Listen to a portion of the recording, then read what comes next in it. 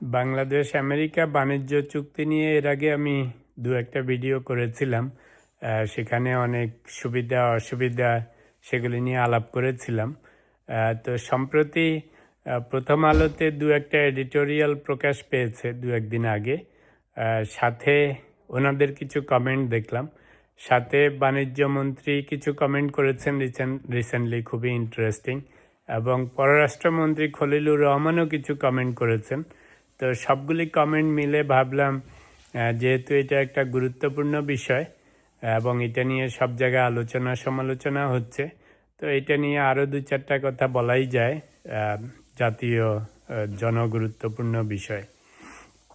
আচ্ছা, তো প্রথম আলো যেই এডিটোরিয়ালগুলি লিখে 2টা পর্বে লিখেছে, তো বেসিক্যালি মূল সুর হচ্ছে যে যেন এই চুক্তির ফলে আমাদের জাতীয় স্বার্থ ক্ষুণ্ণ হয়েছে এবং বাংলাদেশের স্বাধীনতা, বিশেষ করে বাণিজ্য স্বাধীনতা কিছুটা কমেছে এবং যুক্তরাষ্ট্র আমাদেরকে অনেক কন্ডিশন দিয়েছে। যে পরিমাণ কন্ডিশন আমাদেরকে পালন করতে হবে, যুক্তরাষ্ট্রকে সেই পরিমাণ কন্ডিশন পালন করতে হবে না।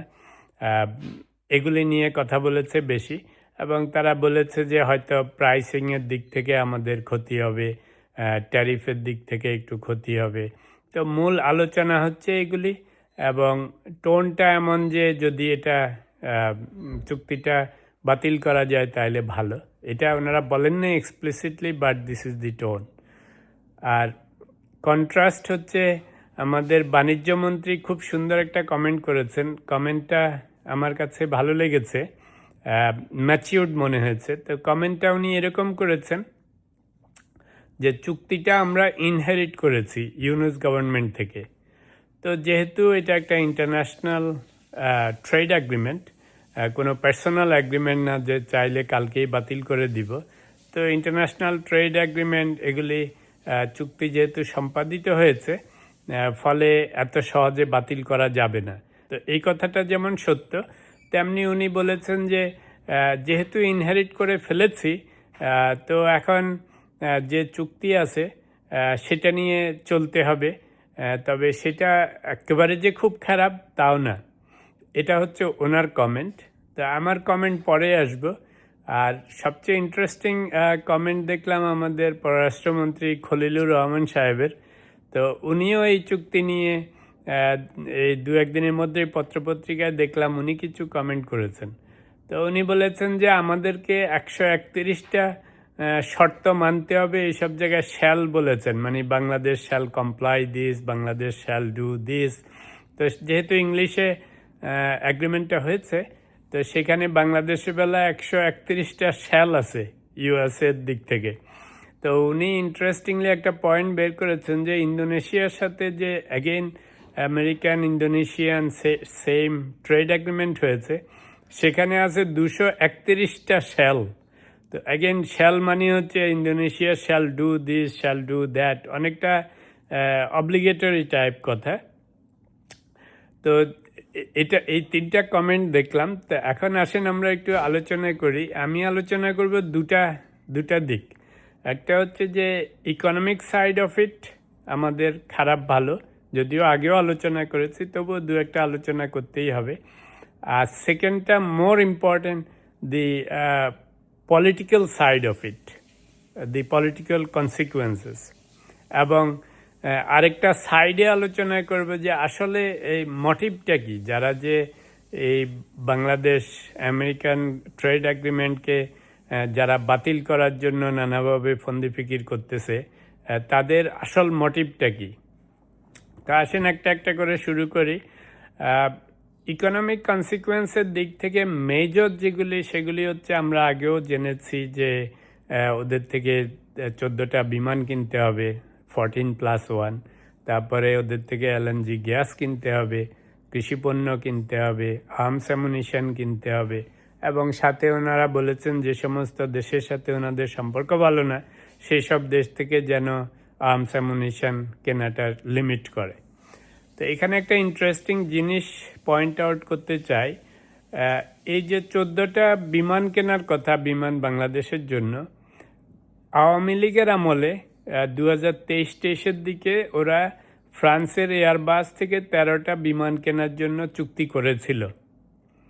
তো সেই চুক্তিগুলি ইন্টারিম গভর্নমেন্টের সময় বাতিল করে দেয়া হয়েছে।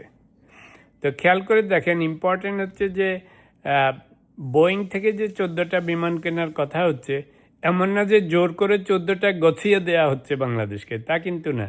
কারণ আওয়ামী লীগরা অলরেডি 13টা কেনার জন্য ডিসিশন নিয়েছিল এবং মনে হয় ওদের সাথে চুক্তিবদ্ধও হয়েছিল বা হওয়ার পথে। তো ফলে আমরা তো সেই 13-14টা বিমান অলরেডি কিনতেছিলামই, সেটা এয়ারবাস থেকে না কিনে বোয়িং থেকে কেনা হবে। ওয়াজ দি হার্ম? চিন্তা করে দেখেন, বাংলাদেশে যে কোনো বিগ অ্যাগ্রিমেন্ট করলে সেখানে কত রকমের দুর্নীতি হয়, কত রকমের ডিল মেকিং হয়। তো এয়ারবাস থেকে কিনতে যে নিশ্চয়ই সেগুলি কত কিছু হয়েছে, সেদিকে গেলাম না। তো যদি বোয়িং থেকে কেনা হয় আমেরিকান, আমি আগেও বলেছি বোয়িং ইজ দি বেস্ট। তো এখন বোয়িং থেকে আপনি 13-14টা বিমান কিনলেন, আপনি তো এয়ারবাস থেকে কিনতেছিলেনই।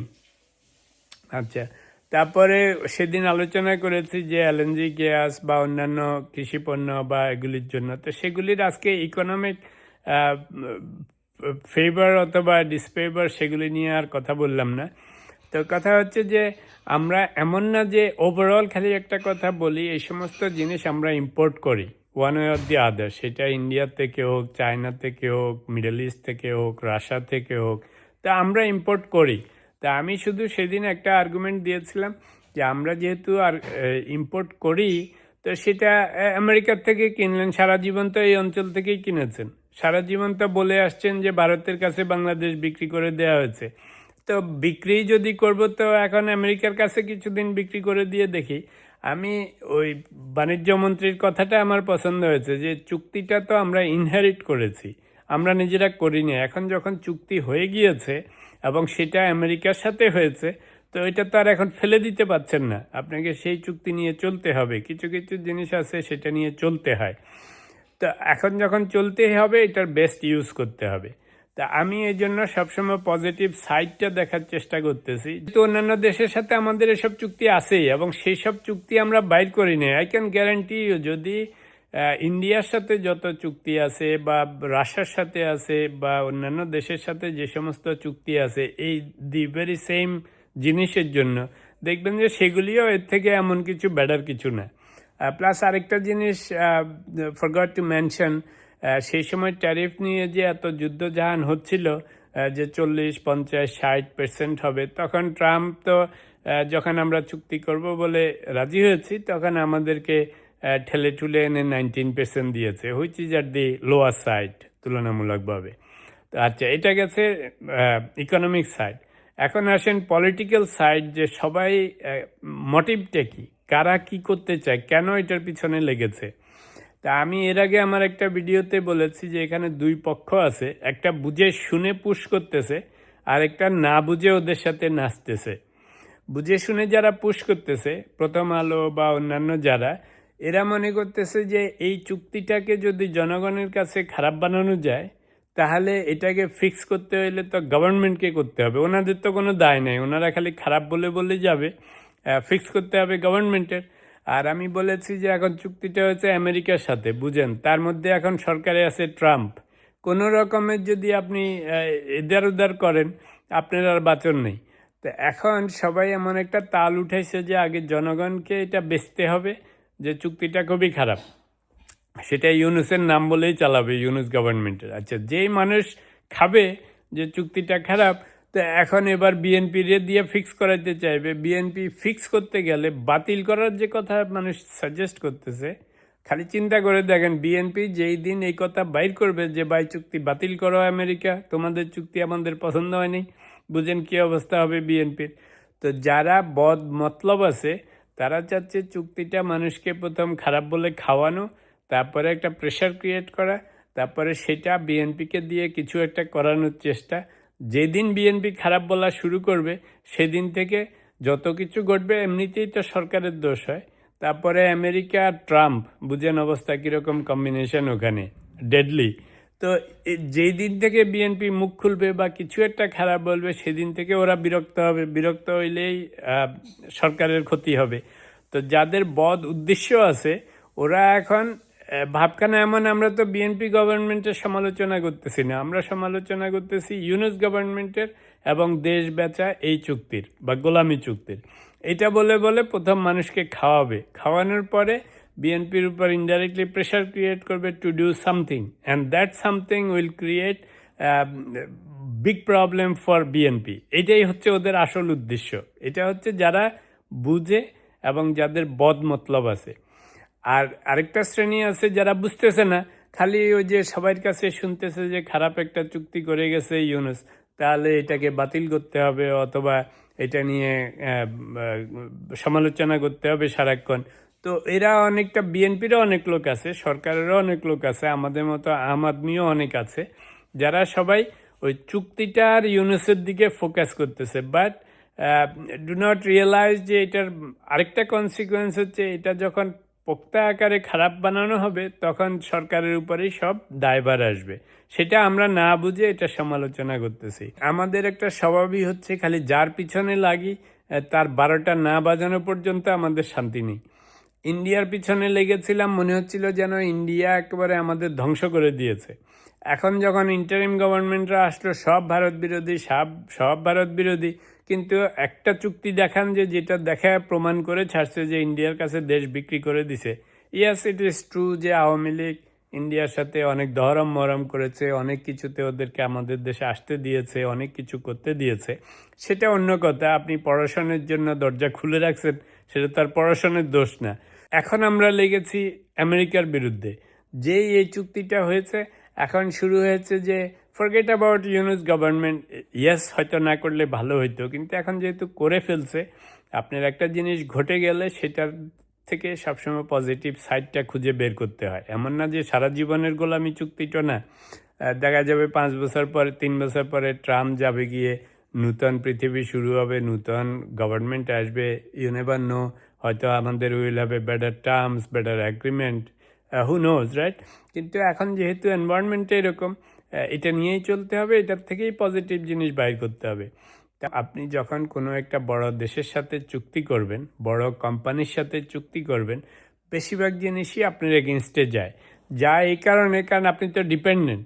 আমরা ছোট দেশ, আমাদের বিভিন্ন জায়গা থেকে ইম্পোর্ট করতে হয়, আমাদের বিভিন্ন জায়গা থেকে লোন করতে হয়, আমাদের নিজেদের ইন্ডাস্ট্রিয়ালাইজেশন নেই। তো ফলে যেখানেই আমরা চুক্তি করতে যাব সেখানেই আমাদেরকে কিছু টার্মস অ্যান্ড কন্ডিশন মানতে হবে। আর ওই যে বলেছে 131টা শ্যাল বলেছে, মানে আমাদের 131টা জিনিস মানতে হবে, সেই শ্যালগুলি আমি পড়ে দেখেছি। বেশিরভাগই হচ্ছে, আমি আমার আগের ভিডিওতে বলেছি যে আমাদের এনভায়রনমেন্ট ঠিক রাখতে হবে, আমাদের স্ট্যান্ডার্ড মেনটেন করতে হবে, আমাদের কোয়ালিটি মেনটেন করতে হবে, আমাদের চাইল্ড অ্যাবিউজ যেন না হয়, চাইল্ড লেবার যেন না হয়, এইসব জিনিসেই শ্যাল বেশি আছে। তো এখন যারা ক্রিটিসাইজ করে তারা তো এগুলি বলবে না, তারা খালি বলবে 131টা দিছে, দুনিয়ার শর্ত দিছে, দুনিয়ার এটা দিছে, ওটা দিছে, কিন্তু আসল কথা বলবে না কোথায় আছে। তো আমি তো চাই যে আমাদের দেশের স্ট্যান্ডার্ড ভালো হোক, আমাদের দেশের কোয়ালিটি ভালো হোক, আমাদের দেশের বাচ্চাদেরকে যেন চাইল্ড লেবার না করায়, এগুলি আমরা আপনারা চাইবো না। তো ফলে হয়েছে কি, যে চুক্তিটা যদি আপনি পড়ে দেখেন, এখন যখন পেয়ে গেছি, আমি চুক্তিটা পড়ে দেখেছি, আমার কাছে মনে হয়নি যে এটা একেবারে আউটরাইজাস সাংঘাতিক রকমের দেশ বিরোধী চুক্তি। আপনারা যারা পড়তে চান, আগেও বলেছি এখনও বলছি, আমাকে জানাবেন, আমি চুক্তির কপি সরবরাহ করব। তবে যদি আপনাদের অল্টারনেটিভ ওপিনিয়ন থাকে করে শেয়ার করতে পারেন। আমার এটা পার্সোনাল ওপিনিয়ন, আপনার ওপিনিয়ন মে বি ডিফারেন্ট।